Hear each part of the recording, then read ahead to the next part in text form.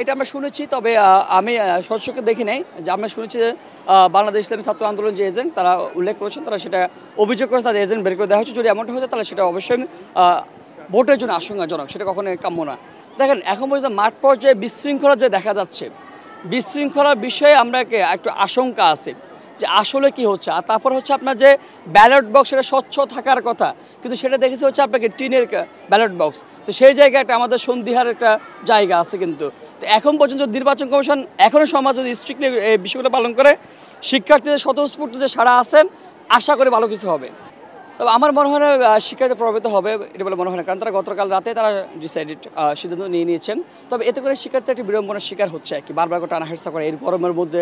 বিশেষ করে নারী শিক্ষার্থীরা বেশিরভাগ করে এই রোদের মধ্যে, তীব্র রোদের মধ্যে তারা দাঁড়িয়ে আছেন। লাইন কিন্তু দীর্ঘ হচ্ছে, কিন্তু একদম পিচঢালা রাস্তার মধ্যে দাঁড়িয়ে আছে, উপরে একদম কাঠপাটা রোদ। এটা কিন্তু বারবার করে টানা হেরসা করতেছে, এটা আসলে তাদের বিড়ম্বনার শিকার। আমরা চাই নাই। কিন্তু প্রার্থীদের মধ্যে যেমন একটা মনোভাব থাকার কথা ছিল সেটাও নাই।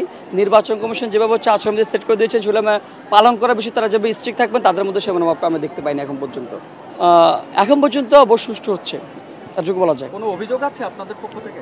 আমরা অভিযোগ যেটা সেটা আমি অলরেডি উল্লেখ করেছিলাম। ঠিক আছে, থ্যাংক ইউ।